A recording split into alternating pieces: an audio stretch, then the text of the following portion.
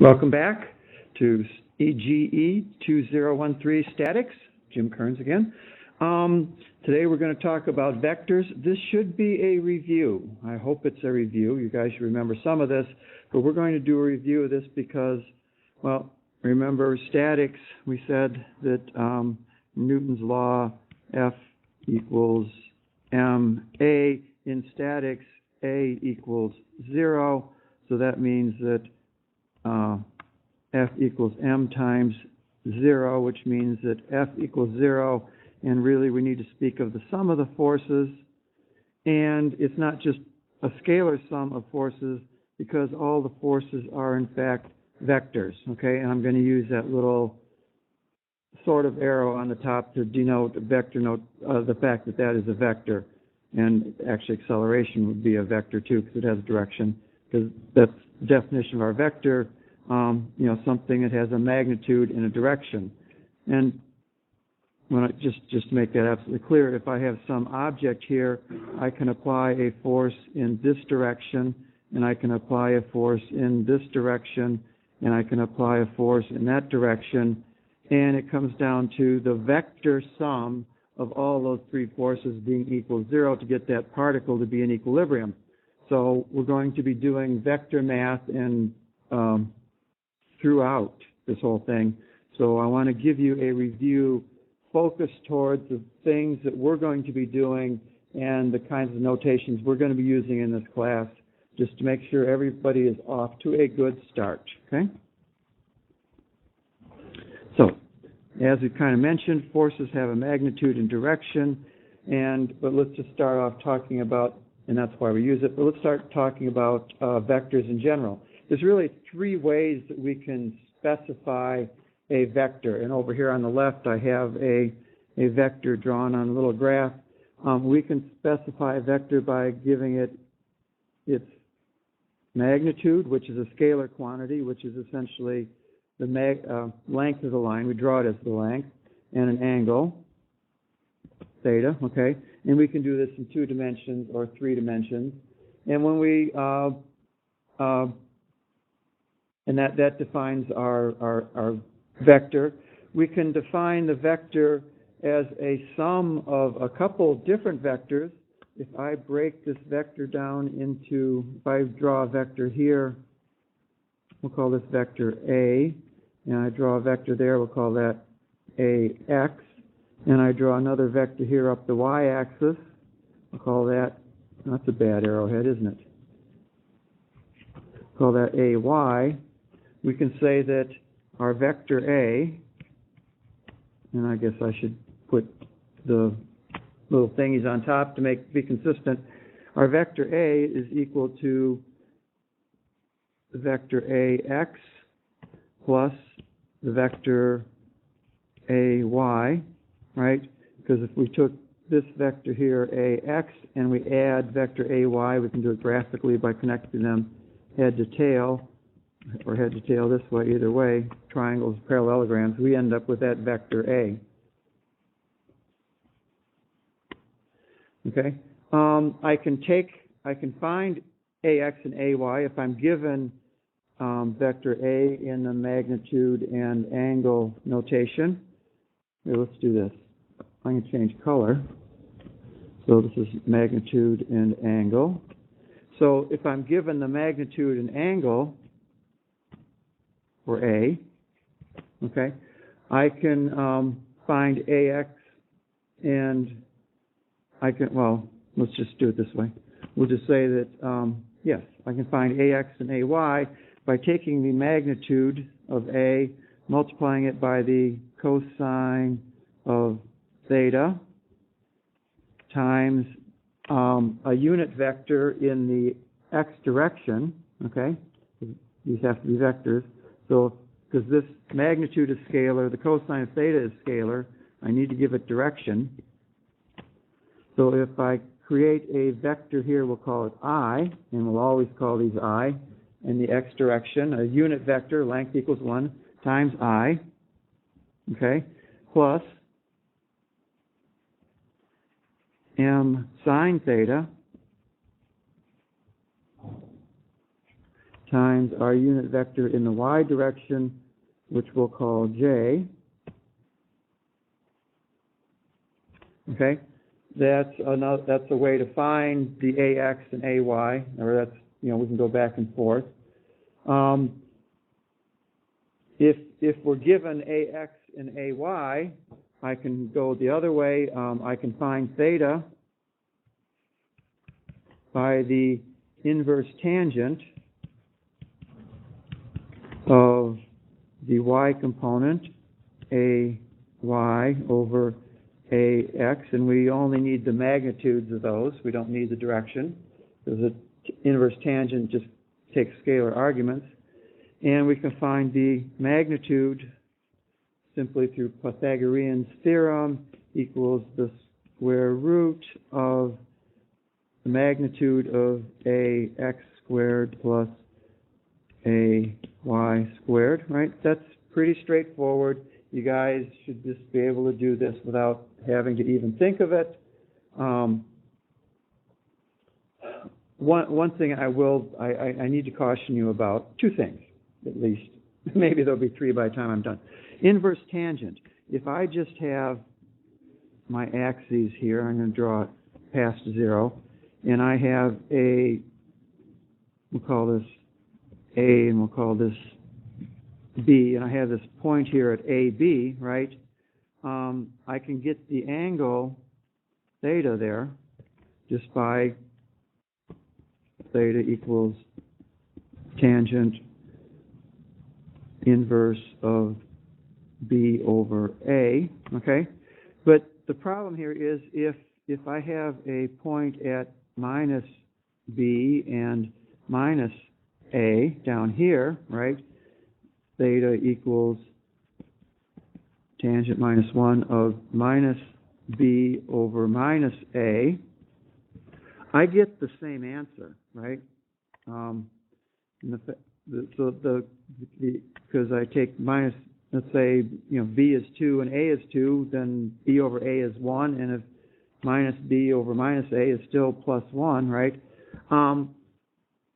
So I get the same answer in either case. There's really two solutions to the inverse tangent. Be careful there, right? You make sure you're in the right quadrant. Now, depending upon what you're using to calculate inverse tangents, if you're doing it by hand, obviously, the fact that these two are negative should tell you you're down in this quadrant. And you have the same problem if one of them is negative minus B over A and B over minus A. They can be this quadrant or that quadrant. If you're just punching things into a calculator or into a tool like MATLAB, you may, and using inverse tangent, you can get the wrong answer if you're not careful. Some things, like MATLAB, if I use instead of inverse tangent, a tan, if I type, here's the command for inverse tangent.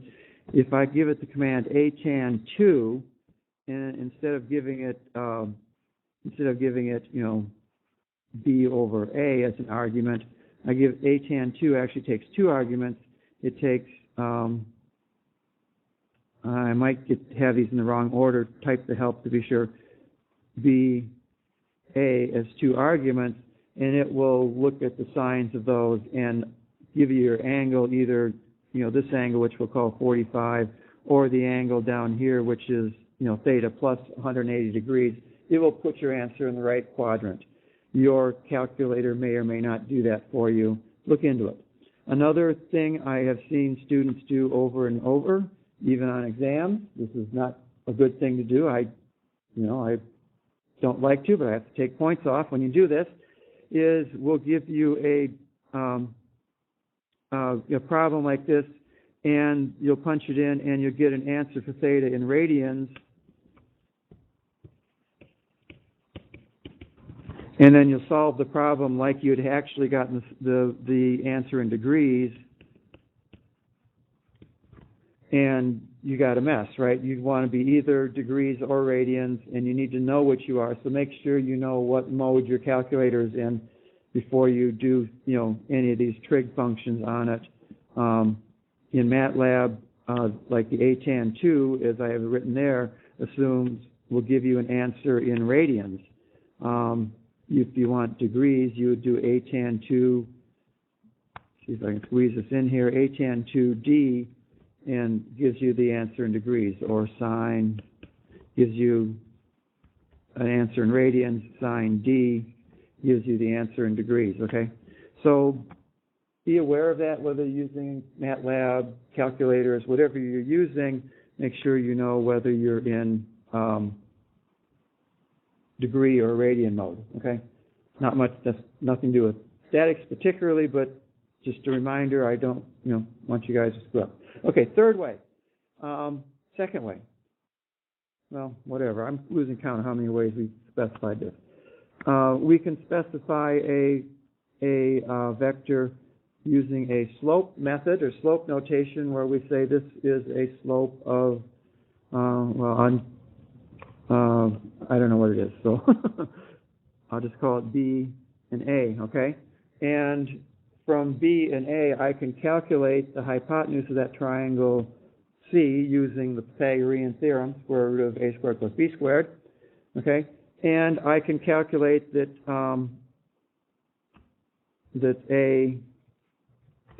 AX equals the magnitude of the vector, which we'll call A. This is a vector, I'm sorry. And times the slope notation A over C, okay? Well, this is the A and the C there, and our vector B, and that's times I. I'm sorry. And our AY vector is equal to A times B over C times J.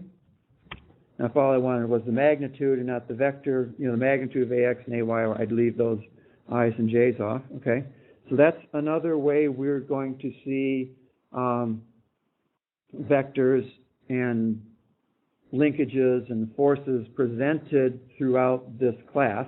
So be comfortable working with that, okay? And the third way that we'll typically see things is we can specify a vector by an XY pair. I can say that in this case the vector A goes from 0, 0 to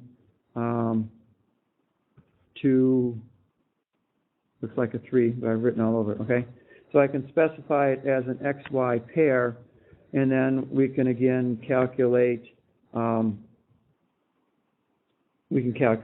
obviously AX is, in this case, we'll just, AX equals the 2 minus 0 times I, and AY equals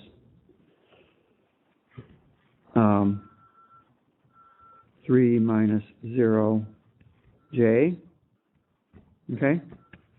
And given AX and AY in our Cartesian coordinates, we can go back and calculate the angle, we can calculate the magnitude, no problem. We can do all these things, and we can go back and forth. And you'll get problems where these different notations are all mixed together. I drew this vector is drawn from the origin, but there's no reason we couldn't draw a vector from some other point in space. And instead of 0, 0, this would be, what did I draw there? 2, 1.5, and I went to 4 and 3.5, and so we would change this to be 4 minus 2, and this would be 3.5 minus 1.5, and we get our answers, and life is good, okay? So that's just basic vector notations you're going to see a lot, and moving back and forth. I think I've covered how to get from one to the other, and usually the best way to do it is just to get the vector in Cartesian notation, where we have the a magnitude time, AX equals some magnitude times the unit vector in that X direction, AY would be a magnitude times the unit vector M. This should be MX, right? Because the magnitude is going to be different. AY equals MY times J. And if it's three-dimensional, we would have AZ equals M. You know, if I knew how to write MZ times K. Okay? So if we can get our vector into that form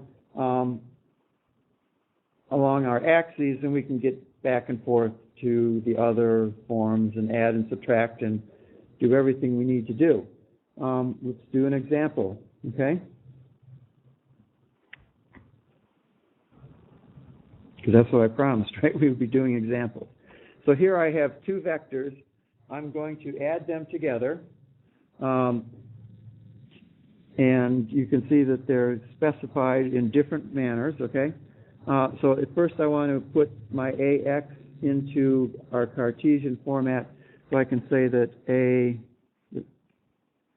AX, the vector here, which would be X, and then there's an AY. Now it's obvious from the graph what those are, but we'll do the math anyhow. AX equals, well, it's not quite so obvious on that one because it kind of lands in the middle. AX equals 20 cosine of 30 degrees. Again, remember, make sure you have your calculator in degree mode, equals 17.32 I. Okay? AY equals 20 sine 30 equals 10J. Okay, that's pretty straightforward. If I look at my vector B, I have my slope format there, right? Now this, I'm showing a -3 and 4, so I need to calculate the magnitude of that hypotenuse. You're going to see this a lot in the class because it's a real convenient triangle, 3, 4, 5 triangle. If I did the math, I did the square root of 3 squared minus 3 squared plus 4 squared. That's going to be equal to 5, okay? So that's a very convenient, common triangle, 3, 4, 5, that Hibbler uses throughout the book just because you can look at it and it's integer results and the math is easy. You're also going to, just wandering off the topic here, if you're laying out your patio, the 3, 4, 5 triangle is something you can do to lay out a right triangle. You measure off 4 units in one direction, 3 units in another direction, and get something 5 units long and kind of move this back and forth until that all coincides right there, and now you have that 3, 4, 5 triangle, and that gives you a 90-degree corner there. It's just a handy little thing to know. Okay, so anyhow, back to our vectors. I can say that Bx equals this. Oh, I didn't write the magnitude there. That is a magnitude of 8. Okay. I need the magnitude and the slope, right?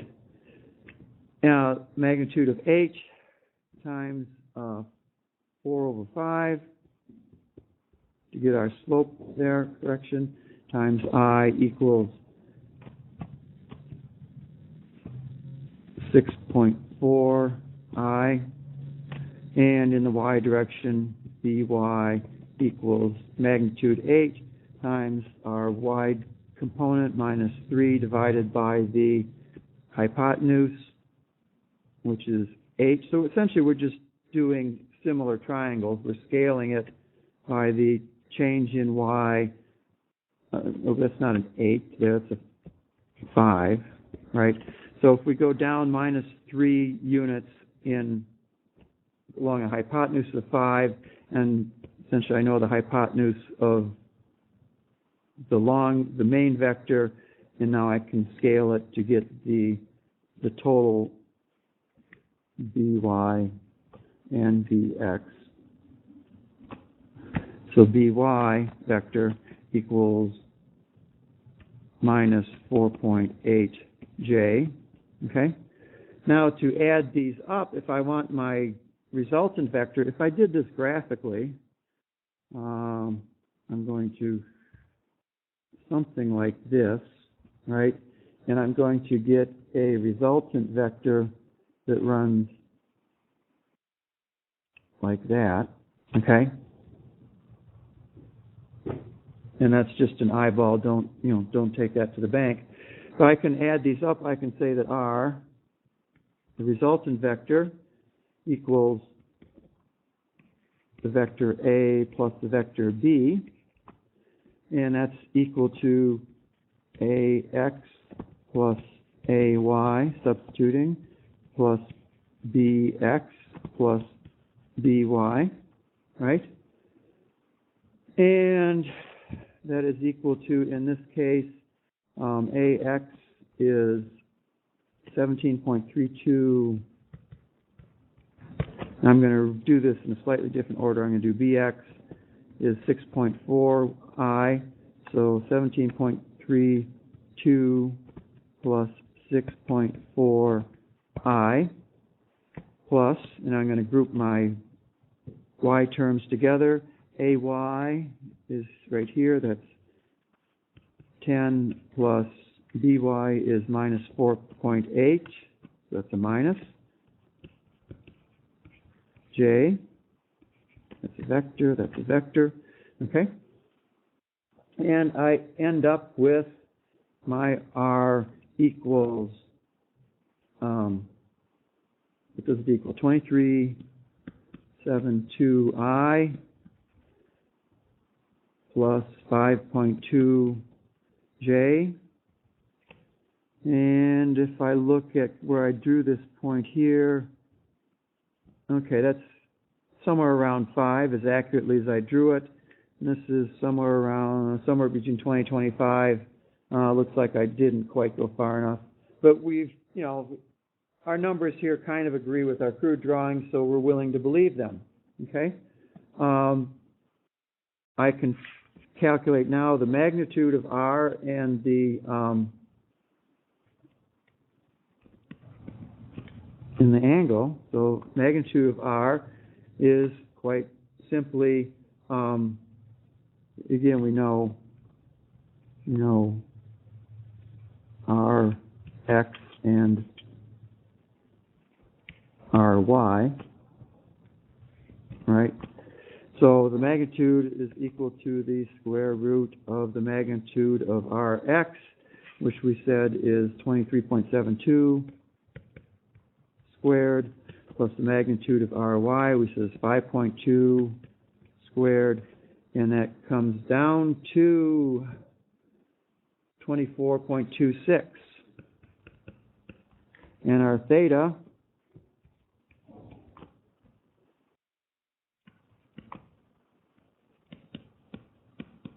which is our angle for R, is equal to the inverse tangent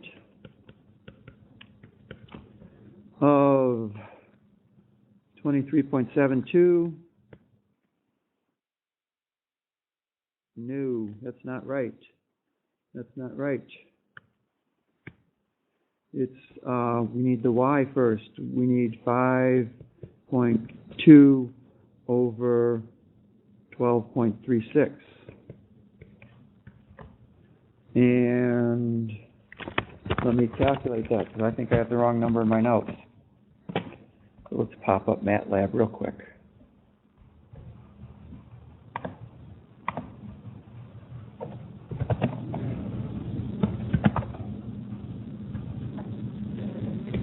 Our tangent, I want degrees. I almost made that mistake myself, right? Of the Y is 5.2 divided by 23.72, and I get 12.3 degrees. And we can look at ATAN to D, because I mentioned this as a possibility. Let's do, so it's YX, it just pops up there. I could have clicked on help, and we get 5.2 divided by 23.72 0.72, and again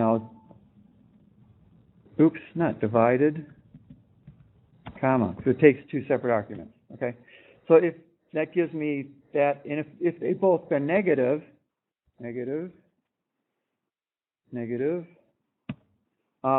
can see I get the answer in a different quadrant, whereas if I had done just the A tan D, go back up here, and I did negative, it gives me that positive answer, even though there's really, these points are really in that other quadrant down there, lower left quadrant. So just to reinforce that point. Okay, back to where we were.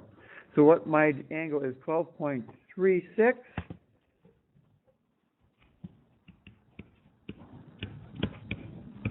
Okay, and I will point out that I've been known to make mistakes. You may be surprised to hear that. Right, you just saw one of them. So if you see a mistake in this video, put it in the comments. Let me know, and I'll do what I can to fix it. Write a note on it or something, or completely destroy the video and start over, or whatever it takes. So if you see a mistake, if you're following along with pencil and paper, which is not a bad idea unless this is total review and it's like, dude, I know this stuff, let me know and I'll fix it, okay? A couple more comments about three-dimensional vectors. But here we've taken vectors in two different forms. We've converted them to Cartesian coordinates. We can add them. We can convert them back and forth to other forms. Slide down. Here I have created a vector. It's not a unit vector, but it's really the sum of the three unit vectors, okay? And when you add those together, you get, square root of 1 squared plus 1 squared plus 1 squared, or the square root of 3, which is 1.73. So this vector here has a magnitude of 1.73, okay? But there's two ways to depict this. Now it's coming out, our AX would be out here, if this is vector A, yeah. Our AY from the origin going out to 1 is there, and our AZ comes up here, okay? And then this vector here is kind of coming out towards you. Sometimes these pictures are hard to follow. Put an arrow on here. Okay. There's a couple ways we can define the angles, okay? If I want to do this in magnitude angle form. Magnitude and coordinate direction angles, that would be the angle between this vector and an axis. So that's alpha is the angle between this x-axis and the vector. Beta would be the angle between this vector and the y-axis, and gamma, I'm going to have to erase this because I just don't want to. Gamma is the angle between the z-axis and that vector, and it's kind of hard to see in this picture, but these are not angles measured on these faces, on these planes. These angles are all tilted out in 3 dimensions, out into space, okay? If I were looking at this straight from above, to make it a 2D picture, where my vector's coming out, my gamma, since I'm looking for above, is actually going to be right here, and you wouldn't even see it, right? It's because it's coming out into space. That's the best I can explain it, okay? But they're the angles from the coordinate direction, from the coordinate axes, out into space to hit that vector. So each one of these angles is measured on essentially an inclined plane. If we could draw a plane between here and here, that beta would be along that plane, and that plane is tipping towards us in this picture to come out here. It's coming out all the way into this corner, okay? If that makes sense. that doesn't make sense, draw yourself some pictures. I am not an artist, I'm an engineer, and you know why. Okay. Another way you will commonly see these depicted in 3 dimensions is the magnitude and projection angles, okay? These are the angles that you get when you project this vector A back onto the planes of our axes, okay? So if I take this vector, if I were to rotate this picture so that I was looking straight on that XZ plane, I would just see this vector going out here from 0, 0 to 1, 1. I wouldn't see the y component at all, right? And I could measure that angle here, A, and that would be 45 degrees in this case, right? Whereas before it was 54.7, measuring out that inclined plane. And the length of this here is 1.41, our projected length, compared to the length of 1.73. And I can do this for the base vector. And I can do the same thing in each of these.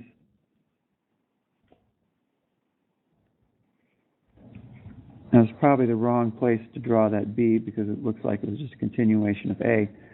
This is our axis. This is A. That's B. Okay, so I'm measuring the angles that of this vector that's projected on one of the planes of the axes. Okay, and those are the projection angles because I'm projecting it back to those planes, and I get a different answer here than I got before because they're not measured along this inclined plane there. Okay, let me erase some of this extraneous stuff here to make this picture clear.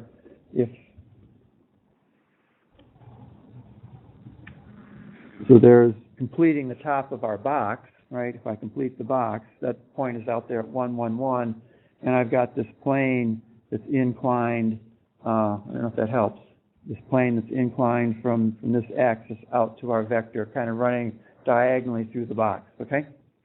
So be aware that we will be talking at different times. We'll talk about coordinate direction angles, which is the angle from the coordinate directions, the axes, right? And the projection angles, which are the angles you get when you project those back onto those planes. One more page. 2 more pages. Okay. I want to talk about, one more thing here, and we'll do an example. Position vector. Let me write that out here.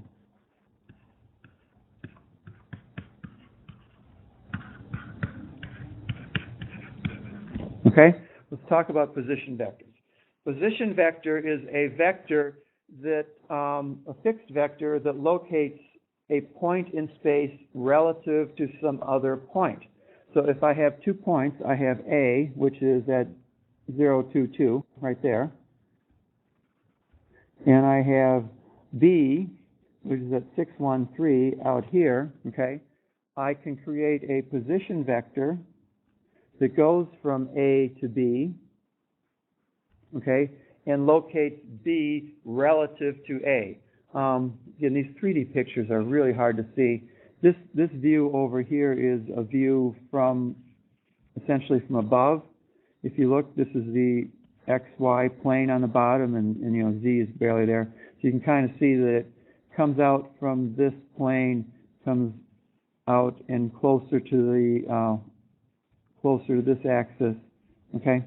And then it has a little tilt to it too. So if that helps you see which direction this vector is going.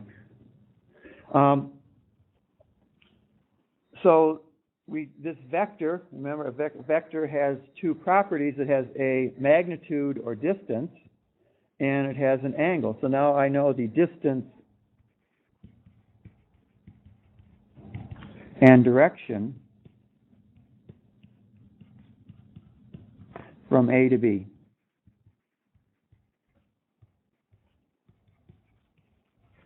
Well, I know it by constructing this vector, and I can, since this vector is in the form of a set of points, and in this case actually it's a three-dimensional set, I can say that my vector R from A to B,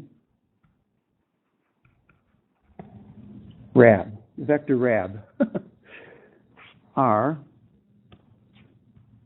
A, B equals, okay, so anyhow, so we've got XB minus XA times our unit vector in the x direction I plus YB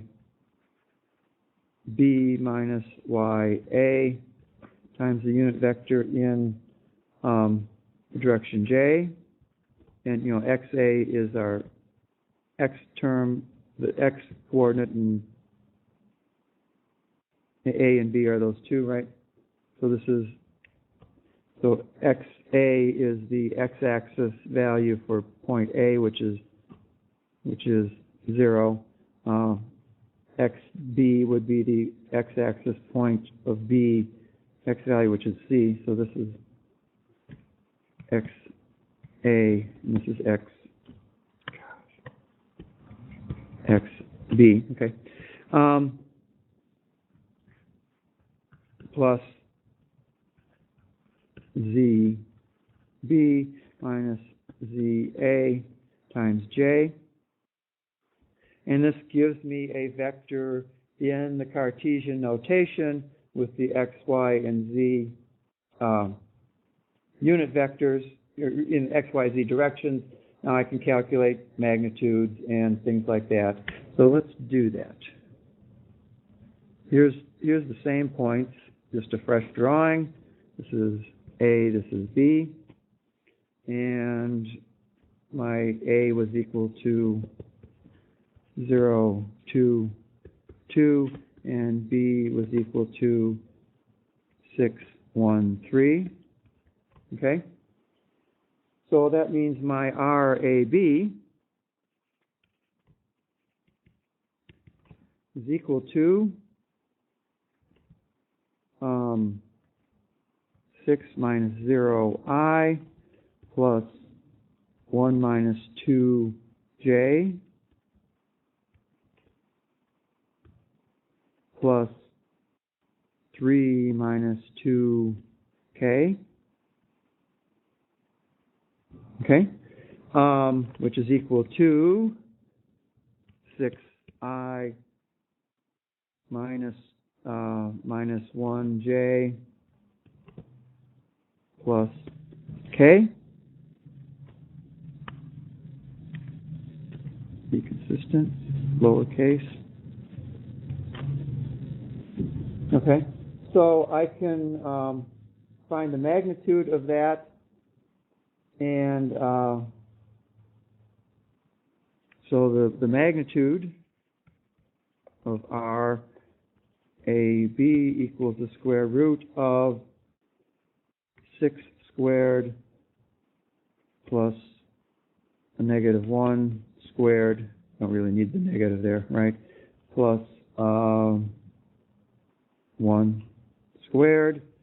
Let's assume for the moment that I'm applying some force from, you know, point A is, say at point A there's a winch, right? And at point B I'm tied to something, and I want to know the force along that line. I know the magnitude of the force. I want to break that down into the X, Y, Z components of the force so I can calculate the loading on things and stuff. So if I have some force F that has a magnitude of 10, and it's directed along that line from A to B, the distance, the magnitude, the distance from A to B really doesn't tell me much about how the force, you know, the X, Y, and Z portions of the force, right? Which is what I really want to get to. So I have to kind of correct for that magnitude. I need to take that force of 10 and massage it around. So the best way to do this is essentially calculate a unit vector in the direction of B to A. right? If I calculate that unit vector from A to B, then I can multiply it by the magnitude of the force, 10, and then I have the force vectors I can break that down to get the whole thing. So to get my unit vector from B to A, if I know the magnitude of the vector from the position vector, I know the magnitude of the position vector, so I just divide the position vector by the magnitude, divide each element, and I get the unit vector. So my U, A, B equals my 6I, and divided by the magnitude of 6.14, and minus my minus 1j minus 1 over 6.4j, and then I have my plus 1 there, plus 1 over, not 6.4, 6.14, I'm sorry. Okay. UAB equals 0.977 I, and it's kind of hard to read, but let's write that over. 0.977 I minus 0.163 J plus 0.163 K.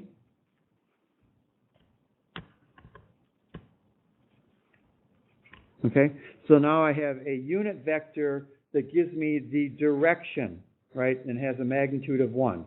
So I have a vector in the right direction with a magnitude of 1. I can multiply that by the magnitude of the force, which is 10, and I can get my vector describing that force that we're applying to be, F as a vector, okay, is basically the magnitude of the force times that unit vector from A to B, pointing in the direction from A to B, and that's just simply 9.77 I minus 1.63 J plus 1.63 K.